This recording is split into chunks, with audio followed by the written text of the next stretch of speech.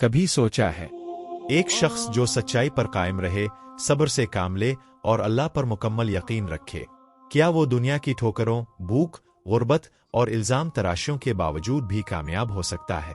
आइए सब ख्वाबों की बातें हैं।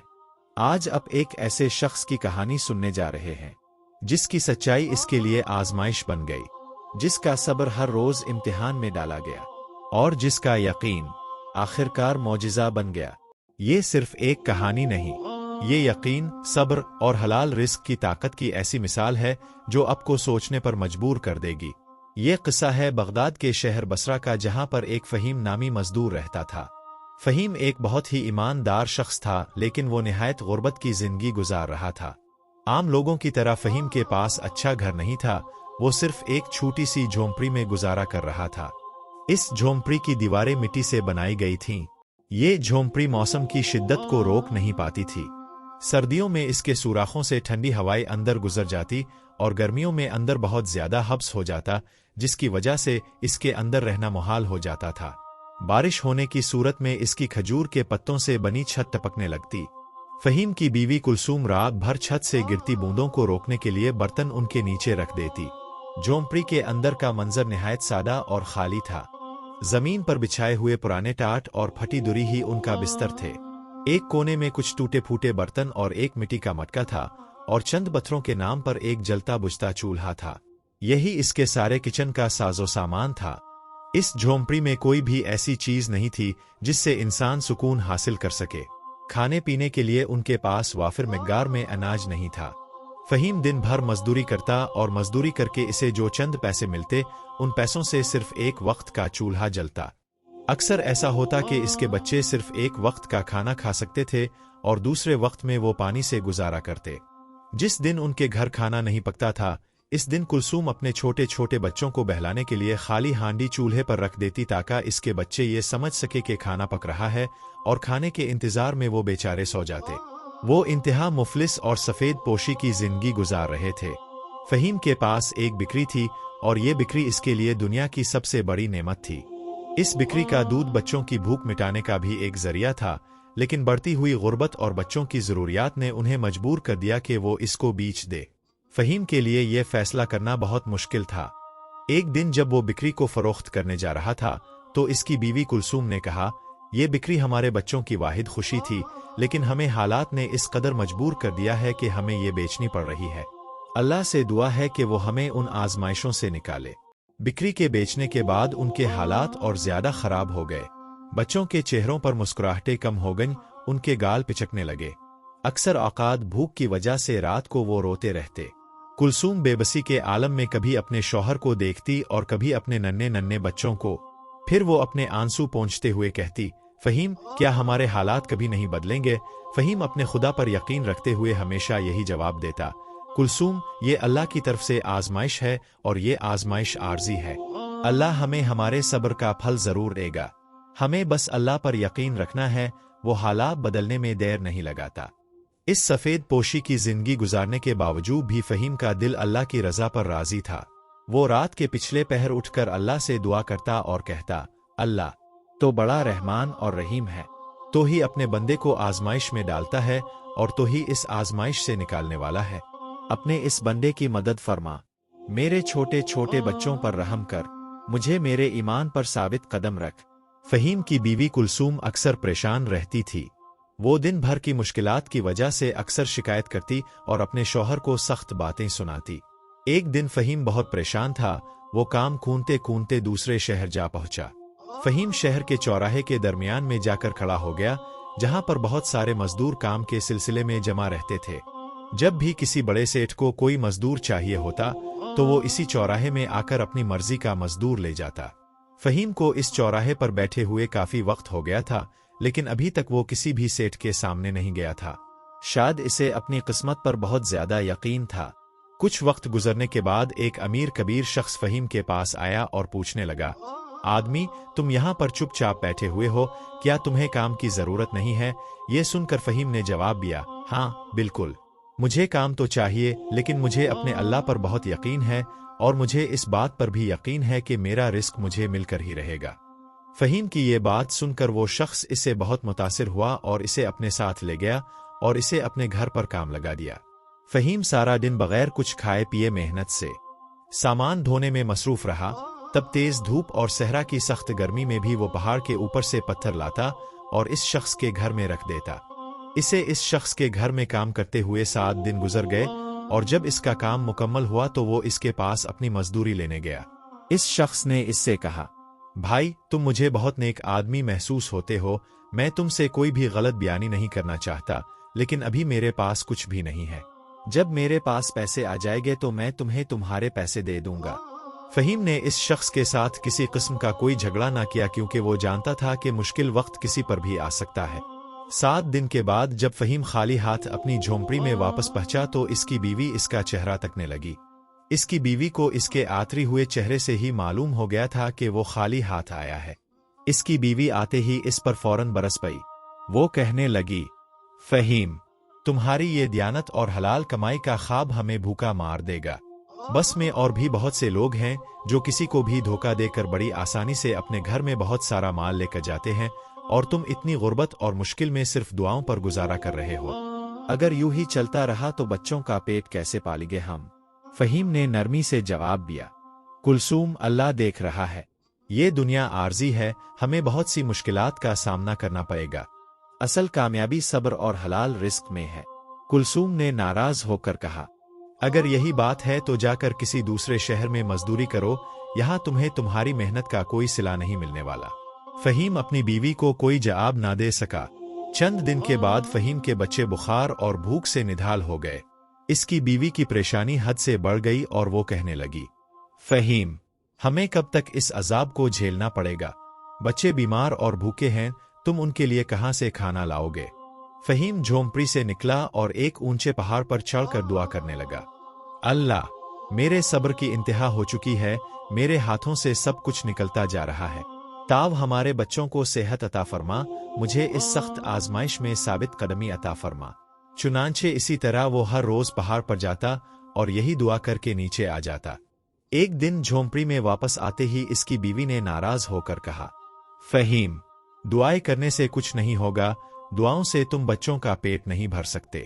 3 دن ہو گئے ہیں، ہمارے بچے بھوکے ہیں، تمہیں نہیں لگتا کہ ہمیں یہاں سے ہجرت کر لینی چاہیے؟ شاید کسی دوسری بستی میں تمہیں بہتر کام مل جائے۔ فہیم نے صبر سے کہا، رزق کی تقسیم اللہ کے ہاتھ میں ہے، اگر وہ چاہے تو ہمیں یہاں پر بھی رزق دے سکتا ہے۔ لیکن کلثوم نے ناراضگی کا مظاہرہ کرتے ہوئے کہا، تمہیں ہر حال میں یہاں سے جانا ہوگا، اور اگر تم نے میری بات نہ مانی تو میں بچوں کو لے کر یہاں سے چلی جاؤ گی، پھر تم اکیلے بیٹھے رہنا اور دعائیں کرتے رہنا۔ فہیم نے اس کی بات کا کوئی جواب نہ دیا اور مکمل خاموشی اختیار کی۔ اس نے خاموشی کو ہی بھلائی سمجھا۔ کچھ دنوں کے بعد فہیم کو ایک امیر تاجر کے گودام میں مزدوری ملی۔ اس کے ساتھ اور بھی مزدور تھے جو اس کے ساتھ کام میں مصروف تھے۔ باقی لوگ دن میں کچھ حصہ آرام کر لیتے اور کچھ وقت کام کرتے، لیکن فہیم جو کہ ایک ایماندار آدمی تھا، وہ بغیر تھکے ہارے اور آرام کیے اپنے کام میں مگن رہتا۔ اس کے ساتھی اس سے بہت تنگ آنے لگے اور وہ سوچنے لگے کہ اس کا بندوبست کرنا چاہیے۔ یہ سارا دن کام میں لگا رہتا ہے، اگر تاجر نے ہمیں دیکھ لیا تو وہ ہمیں کام سے نکال دے گا۔ اس سے پہلے کہ وہ ہمیں کام سے نکالے، ہمیں اس کا کچھ کرنا ہوگا۔ ایک دن گودام سے قیمتی مال چوری ہو گیا اور تمام مزدوروں نے چوری کا الزام فہیم پر لگا دیا۔ فہیم کو بے گناہ ہونے کے باوجود گودام سے نکال دیا گیا اور اس کی مزدوری بھی ہڑپ کر لی گئی۔ وہ ایک بار پھر یاترا ہوا چہرہ لے کر جھونپڑی میں پہنچا تو حسب عادت اس کی بیوی پھر اس پر برس پئی۔ اس کی بیوی اس سے کہنے لگی، کیا تم نے یہ ذلت اٹھانے کے لیے حلال کمائی کا راستہ چانا تھا؟ اب تو تم پر چوری کا الزام بھی لگ گیا ہے۔ کیا تمہیں اب بھی محسوس نہیں ہوتا کہ ہمیں یہ بستی چھوڑ دینی چاہیے اور کسی دوسری بستی میں چلے جانا چاہیے؟ جس پر فہیم نے کہا، اللہ میری نیتوں کو جانتا ہے، اگر لوگوں نے مجھ پر شک کیا ہے اور میرے ساتھ غلط کر رہے ہیں تو وہ اللہ کے سامنے جواب دہ ہوں گے۔ ہمیں اللہ پر یقین رکھنا چاہیے، اس کے یہاں دیر ہے، اندھیر نہیں۔ اس کی بیوی نے ناراضگی سے کہا، میں تمہیں ایک بار پھر کہتی ہوں، یقین رکھنے سے پیٹ نہیں بھرتا، اور دوبارہ سے اپنے الفاظ دہرانے لگی، تم یہاں سے چلے جاؤ، میں خود اپنے بچوں کے لیے کوئی راستہ نکال لوں گی۔ چند ماہ کے بعد فہیم مقروض ہو گیا اور جس کا قرض دینا تھا وہ اس کا قرض نہ چکا سکا۔ بدلے میں اس شخص نے اس کی کچی جھونپڑی کا مکان قبضے میں لے لیا۔ فہیم، کلثوم اور اس کے بچے کھلے آسمان تلے راتیں گزارنے پر مجبور ہو گئے۔ سرد راتوں میں بچے کانپتے ہوئے۔ جب کلثوم نے یہ حالت دیکھی تو وہ بے قابو ہو گئی اور غصے سے کہنے لگی، فہیم، یہ سب تمہاری کم عقلی کا نتیجہ ہے۔ اگر تم نے میری بات مانی ہوتی اور کسی دوسری بستی میں مزدوری کرنے گئے ہوتے تو آج ہمیں یہ دن نہ دیکھنے پڑتے۔ فہیم نے صبر سے جواب دیا، ہر مشکل کے ساتھ آسانی ہے، اللہ ہمیں ضرور اس آزمائش سے نکالے گا۔ کلثوم نے غصے میں کہا، یہ آسانی کبھی آنے والی نہیں۔ اگر تم نے فوراً کوئی فیصلہ نہ کیا تو اب میں خود فیصلہ کر کے رہوں گی۔ میں اپنے بچوں کو مرتا ہوا نہیں دیکھ سکتی۔ فہیم مزدوری کے لیے جاتا رہا لیکن اسے کہیں بھی کام نہ ملا۔ بچوں کے کھانے کا بندوبست مشکل ہو گیا۔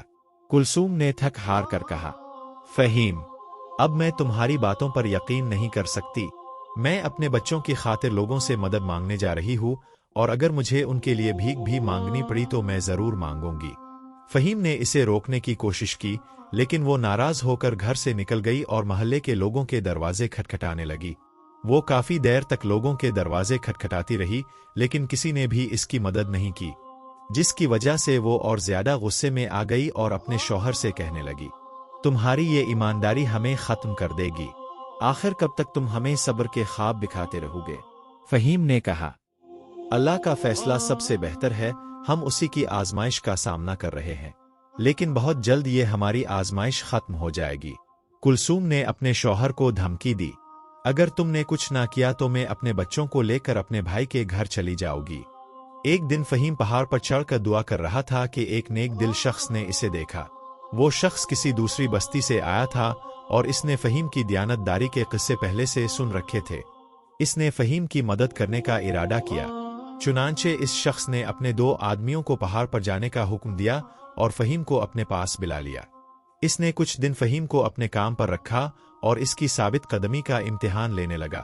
جب اسے یقین ہو گیا کہ فہیم واقعی ثابت قدم اور ایماندار ہے تو اس نے اسے اپنے کاروبار میں شامل کر لیا۔ فہیم کے اس کے کاروبار میں شامل ہوتے ہی اللہ نے کرم فرما دیا۔ اس شخص کا کاروبار خوب ترقی کرنے لگا۔ جیسے جیسے کاروبار بڑھتا گیا ویسے ویسے وہ فہیم کی تنخواہ بھی بڑھاتا گیا۔ اب فہیم کے پاس رہنے کے لیے ایک اچھا سا گھر تھا اور بچوں کے کھانے پینے کے لیے ہر چیز فراہمی میں تھی۔ کلثوم، جو کبھی فہیم کی محنت کا مذاق الفاڑتی تھی، اب اپنے شوہر سے معافی مانگنے لگی۔ فہیم، مجھے معاف کر دو، میں تمہاری طرح ثابت قدمی کا مظاہرہ نہ کر سکی۔ تم سچ کہتے تھے کہ اللہ ہر مشکل کے بعد آسانی پیدا کرتا ہے۔ فہیم نے جواب دیا، آزمائش ہمیں مضبوط بناتی ہے۔ ہمیں اللہ کی رضا میں خوش رہنا چاہیے اور اسی پر مکمل یقین رکھنا چاہیے۔ کچھ دنوں بعد وہی آدمی جس کے ہاں فہیم نے 7 دن مزدوری کی تھی، اس کا پتہ پونتے کونتے اس کے گھر آ پہنچا اور اس کی ہوئی اجرت اسے واپس کرنے آیا۔ یہ سب دیکھ کر کلثوم کو یقین آ گیا کہ جو شخص اللہ کی رضا اور خوشنودی میں راضی ہوتا ہے وہ کبھی بھی ناکام نہیں ہوتا اور اسے ایک نہ ایک دن کامیابی ضرور ملتی ہے، اور یہی اس دنیا کی مثال ہے۔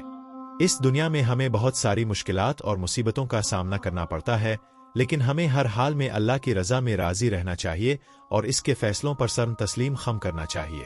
ہمیں ہر حال میں اللہ کی رضا کو ترجیح دینی چاہیے اور کسی بھی صورت میں بارے راستے کو اختیار نہیں کرنا چاہیے۔ اس دنیا میں نہ صحیح مگر آخرت میں اللہ تعالی ہمیں ضرور اس چیز کا بدلہ عطا فرماتا ہے۔ یہ کہانی ہمیں سکھاتی ہے کہ سچائی، صبر اور اللہ پر کامل یقین انسان کے سب سے بڑے ہتھیار ہے۔